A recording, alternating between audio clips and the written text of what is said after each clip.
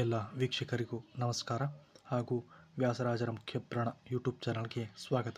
ನಿಮಗೆಲ್ಲರಿಗೂ ವ್ಯಾಸರಾಜರು ಪ್ರತಿಷ್ಠಾಪನೆ ಮಾಡಿರತಕ್ಕಂಥ ಇನ್ನೊಂದು ವಿಶೇಷವಾದಂತಹ ಮುಖ್ಯಪ್ರಾಣದೇವರ ಸನ್ನಿಧಾನಕ್ಕೆ ಕರೆದುಕೊಂಡು ಬಂದಿದ್ದೇನೆ.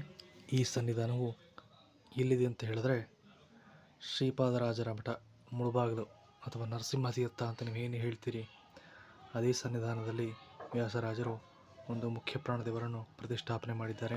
ಈ ಶ್ರೀಪಾದರಾಜರ ಮಠ ಎಲ್ಲಿದೆಯಪ್ಪ ಅಂತ ಹೇಳಿದ್ರೆ, ಶ್ರೀಪಾದರಾಜರ ಮಠ ನಿಮ್ಗೆ ಗೊತ್ತಿಲ್ಲದೆ ಇರುತ್ತಾ, ಆದರೂ ಹೇಳ್ತೀನಿ. ಈ ಸನ್ನಿಧಾನವು ಕೋಲಾರ ಜಿಲ್ಲೆಯ ಮುಳುಬಾಗಿಲು ತಾಲೂಕಿನಲ್ಲಿದೆ. ಈ ಸನ್ನಿಧಾನವು ನೀವೇನು ತಿರುಪತಿಗೆ ರಸ್ತೆ ಮಾರ್ಗವಾಗಿ ಹೋಗ್ತೀರಿ, ಆ ಮಾರ್ಗದ ಮಧ್ಯದಲ್ಲಿ ಸಿಗುತ್ತೆ. ಈ ಸನ್ನಿಧಾನಕ್ಕೆ ಬರ್ತಿದ್ದ ಕೂಡಲೇ ನಿಮಗೆ ಮೊದಲು ಸಿಗದೆ ಈ ನರಸಿಂಹತೀರ್ಥ ಪುಷ್ಕರಣಿ. ಈ ಪುಷ್ಕರಣಿಗೆ ಒಂದು ಇತಿಹಾಸ ಇದೆ. ಅದೇನಪ್ಪ ಅಂತ ಹೇಳಿದ್ರೆ, ಒಮ್ಮೆ ಶ್ರೀಪಾದರಾಜರು ತಮ್ಮ ಇಳಿ ವಯಸ್ಸಿನಲ್ಲಿ ಗಂಗಾ ಸ್ನಾನ ಮಾಡಬೇಕು ಅಂತ ಇಚ್ಛಿಸುತ್ತಾರೆ. ಆಗ ಶ್ರೀಪಾದರಾಜರು ತಾಯಿ ಗಂಗಾ ಮಾತೆಯನ್ನು ಪ್ರಾರ್ಥಿಸುತ್ತಾರೆ. ಆಗ ತಾಯಿ ಗಂಗಾ ಮಾತೆಯೇ ಶ್ರೀಪಾದರಾಜರಿಗೆ ಪ್ರತ್ಯಕ್ಷ ಆಗಿ ಈ ಸ್ಥಳದಲ್ಲಿ ನೆಲೆ ನಿಲ್ಲುತ್ತಾರೆ. ಅಲ್ಲಿನಿಂದ ಇಲ್ಲಿಯವರೆಗೂ ಈ ಸ್ಥಳದಲ್ಲಿ ಯಾವಾಗಲೂ ನೀರು ತುಂಬಿರುತ್ತದೆ. ಹಾಗೂ ಈ ಸ್ಥಳದಲ್ಲಿ ಸ್ನಾನ ಮಾಡಿದರೆ ನಾವು ಏನು ಕಾಶಿಯಲ್ಲಿ ಗಂಗಾ ಸ್ನಾನ ಮಾಡ್ತೀವೋ ಅಷ್ಟೇ ಪುಣ್ಯ ಈ ಸ್ಥಳದಲ್ಲಿ ಸ್ನಾನ ಮಾಡಿದರೆ ಲಭಿಸ್ತದೆ. ಇನ್ನು ಈ ಸನ್ನಿಧಾನದ ಕೇಂದ್ರಬಿಂದು ಅಥವಾ ಮುಖ್ಯಸ್ಥರು ಅಥವಾ ಸೆಂಟರ್ ಆಫ್ ಅಟ್ರಾಕ್ಷನ್ ಅಂತ ನೀವು ಏನು ಹೇಳ್ತೀರಿ, ಅದೇ ಮಹಾನುಭಾವರಾದ ಶ್ರೀಪಾದರಾಜರು. ಇವರನ್ನು ಭಕ್ತ ಧ್ರುವರ ಅಂಶ ಅಂತ ಹೇಳ್ತಾರೆ. ಶ್ರೀಪಾದರಾಜರು ದ್ವೈತ ತತ್ವಶಾಸ್ತ್ರದ ಪ್ರತಿಪಾದಕರು ಹಾಗೂ ಕನ್ನಡ ದಾಸ ಸಾಹಿತ್ಯ ಸಾಮ್ರಾಜ್ಯದ ಸ್ಥಾಪಕರು. ಶ್ರೀಪಾದರಾಜರು ರಂಗವಿಠಲ ಎಂಬ ಅಂಕಿತನಾಮದಿಂದ ಅನೇಕ ಕೀರ್ತನೆಗಳು ಹಾಗೂ ದೇವರನಾಮಗಳನ್ನು ರಚಿಸಿದ್ದಾರೆ. ಶ್ರೀಪಾದರಾಜರ ಕಾಲವನ್ನು ಭಾರತೀಯ ಜ್ಞಾನ ಪರಂಪರೆಯ ಸುವರ್ಣಯುಗ ಅಂತ ಹೇಳಲಾಗುತ್ತೆ.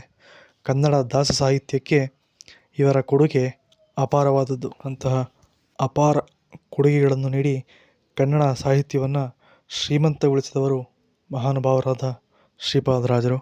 ಇಂತಹ ಮಹಾನುಭಾವರಾದಂತಹ ಶ್ರೀಪಾದರಾಜರ ಮೂಲ ಬೃಂದಾವನ ಇರುವಂತಹ ಸನ್ನಿಧಾನ ಇದು. ಇವರ ಮಹಿಮೆಯನ್ನು ಅಥವಾ ವ್ಯಕ್ತಿತ್ವವನ್ನು ನಾವು ಹೇಳಲು ಅಥವಾ ವರ್ಣಿಸಲು ಅಸಾಧ್ಯ. ಮುಂದೆ ಈ ಸ್ಥಳದಲ್ಲಿ ಬೃಹತ್ ಬಂಡೆಯಲ್ಲಿ ಮೂಡಿ ಬಂದಿರುವ ಯೋಗ ನರಸಿಂಹದೇವರ ಸನ್ನಿಧಾನವೂ ಸಹ ಇದೆ. ಈ ನರಸಿಂಹದೇವರಿಗೆ ಅಂಗಾರ ನರಸಿಂಹದೇವರು ಎಂದು ಕರೆಯುತ್ತಾರೆ. ಈ ಅಂಗಾರ ನರಸಿಂಹದೇವರು ಅಂತ ಏತಕ್ಕೆ ಕರೀತಾರಪ್ಪ ಅಂತ ಹೇಳಿದ್ರೆ, ಒಮ್ಮೆ ಅಕ್ಷೋಭ್ಯ ತೀರ್ಥರು ತಮ್ಮ ತಪಶಕ್ತಿಯಿಂದ ಒಂದು ಬೃಹತ್ತಾದ ಬಂಡೆಯ ಮೇಲೆ ಯೋಗ ನರಸಿಂಹದೇವರನ್ನು ಚಿತ್ರಿಸ್ತಾರೆ. ಮೊದಲಿಗೆ ಅಕ್ಷೋಭ್ಯ ತೀರ್ಥರು ಯಾರಪ್ಪ ಅಂತ ಹೇಳಿದ್ರೆ, ನಮ್ಮ ದ್ವೈತ ಸಿದ್ಧಾಂತದ ಸ್ಥಾಪಕರಾದ ಶ್ರೀಮನ್ ಮಧ್ವಾಚಾರ್ಯರ ಶಿಷ್ಯರು ಹಾಗೂ ಉತ್ತರಾದಿ ಮಠದ ಪರಂಪರೆಯಲ್ಲಿ ಬಂದ ಮಹಾಮಹಿಮರೇ ಈ ಅಕ್ಷೋಭ್ಯ ತೀರ್ಥರು. ಇವರು ಅಂಗಾರದಲ್ಲಿ ಬರೆದ ಈ ಯೋಗ ನರಸಿಂಹದೇವರು ಕಾಲಕ್ರಮೇಣ ಸ್ವಯಂ ಮೂಡಿಬಂದು ವಿಶೇಷ ರೂಪವನ್ನು ತಾಳಿ ಬಂದ ಭಕ್ತರನ್ನು ಅನುಗ್ರಹಿಸುತ್ತಿದ್ದಾರೆ. ಈ ಸನ್ನಿಧಾನದಲ್ಲಿ ಮಹಾನುಭಾವರಾದ ವ್ಯಾಸರಾಜ ಗುರು ಸಾರ್ವಭೌಮರು 12 ವರ್ಷಗಳ ಕಾಲ ಶ್ರೀಪಾದರಾಜರ ಬಳಿ ವಿದ್ಯಾಭ್ಯಾಸ ನಡೆಸಿದ ಸ್ಥಳ ಇದು. ಈ ಸನ್ನಿಧಾನದಲ್ಲಿ ಶ್ರೀಪಾದರಾಜರ ಮೂಲ ಬೃಂದಾವನದ ಎದುರಿಗೆ ಒಂದು ಗುಹೆ ಇದೆ, ಅದನ್ನು ನೀವು ಕಾಣಬಹುದು. ಈ ಸ್ಥಳದಲ್ಲಿ ವ್ಯಾಸರಾಜರು ಧ್ಯಾನವನ್ನು ಮಾಡುತ್ತಿದ್ದ ಸನ್ನಿಧಾನ, ಅದಕ್ಕೆ ಈಗ ವ್ಯಾಸ ಗುಹೆ ಅಂತ ಕರೀತಾರೆ. ಒಮ್ಮೆ ವ್ಯಾಸರಾಜರು ಈ ಗುಹೆಯಲ್ಲಿ ಕುಳಿತು ಧ್ಯಾನವನ್ನು ಮಾಡ್ತಾ ಇರ್ತಾರೆ. ಆಗ ಒಂದು ಸರ್ಪ ಬಂದು ತಮ್ಮ ಹೆಗಲ ಬಳಿ ಹೆಡೆಯನ್ನು ಅಳಿಸ್ತಾ ಇರುತ್ತೆ. ಅದರ ಅರಿವೇ ಇಲ್ಲದೆ ವ್ಯಾಸರಾಜರು ಧ್ಯಾನಾಸಕ್ತರಾಗಿರ್ತಾರೆ.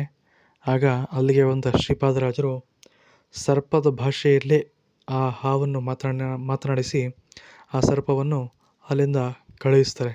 ಇಂತಹ ಮಹಾನ್ ಭಾವರು ಶ್ರೀಪಾದರಾಜರು ಹಾಗೂ ವ್ಯಾಸರಾಜರು.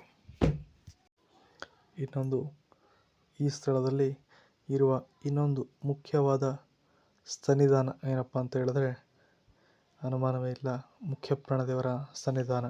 ಇನ್ನು ಈ ಮುಖ್ಯ ಪ್ರಾಣದೇವರ ಮೂರ್ತಿಯು ಸುಮಾರು 4ರಿಂದ 5 ಅಡಿ ಎತ್ತರವಿದ್ದು ಬಹಳ ಸುಂದರವಾಗಿದ್ದು ಬಹಳ ಅದ್ಭುತ ಶೈಲಿಯ ಸೊಗಸಾದ ರೀತಿಯಲ್ಲಿ ವ್ಯಾಸರಾಜರು ಪ್ರತಿಷ್ಠಾಪನೆ ಮಾಡಿರುವ ಈ ಮುಖ್ಯ ಪ್ರಾಣದೇವರು ಬಂದ ಭಕ್ತರಿಗೆ ಅನುಗ್ರಹವನ್ನು ಮಾಡುತ್ತಿದ್ದಾರೆ. ಇಲ್ಲಿ ಪದ್ಮನಾಭ ತೀರ್ಥರು ಹಾಗೂ ಇತರೆ ಯತಿವರೇಣ್ಯರ ಬೃಂದಾವನವಿದ್ದು ಶ್ರೀಪಾದರಾಜರು, ನರಸಿಂಹದೇವರು, ಮುಖ್ಯ ಪ್ರಾಣದೇವರ ಸನ್ನಿಧಾನವಿದ್ದು ಬಹಳ ವಿಶೇಷ ಹಾಗೂ ಜಾಗೃತವಾದ ಕ್ಷೇತ್ರ ಸನ್ನಿಧಾನ ಇದಾಗಿದೆ. ಪ್ರತಿ ವರ್ಷ ಜ್ಯೇಷ್ಠ ಶುದ್ಧ ಚತುರ್ದಶಿ ಅಂದರೆ ಜೂನ್ ತಿಂಗಳಲ್ಲಿ ಶ್ರೀಪಾದರಾಜ ಗುರುಸಾರ್ವಭೌಮರ ಆರಾಧನಾ ಮಹೋತ್ಸವವು ಬಹಳ ವಿಜೃಂಭಣೆಯಿಂದ ನಡೀತದೆ. ಈ ಆರಾಧನಾ ಮಹೋತ್ಸವದಲ್ಲಿ ಅನೇಕ ಯತಿವರೇಣ್ಯರ ಉಪಸ್ಥಿತಿಯಲ್ಲಿ ಹಾಗೂ ಅನೇಕ ಸಹಸ್ರಾರು ಭಕ್ತರ ಸಮ್ಮುಖದಲ್ಲಿ ಈ ಆರಾಧನಾ ಮಹೋತ್ಸವ ಬಹಳ ಅಮೋಘವಾಗಿ ನಡೀತದೆ. ಈ ಆರಾಧನೆಯನ್ನು ಕಣ್ತುಂಬ್ಕೊಳ್ಳೋಕ್ಕೆ 2 ಕಣ್ಣು ಸಾಲದು. ನೀವು ಕೂಡ ಜೀವನದಲ್ಲಿ ಒಮ್ಮೆಯಾದರೂ ಈ ಮೂಡಬಾಗಿಲು ಕ್ಷೇತ್ರಕ್ಕೆ ಬಂದು ಶ್ರೀಪಾದರಾಜರ, ನರಸಿಂಹದೇವರ ಹಾಗೂ ಮುಖ್ಯ ಪ್ರಾಣದೇವರ ಅನುಗ್ರಹಕ್ಕೆ ಪಾತ್ರರಾಗಿ ಎಂದು ಈ ಮೂಲಕ ಕೇಳ್ಕೊತೀನಿ.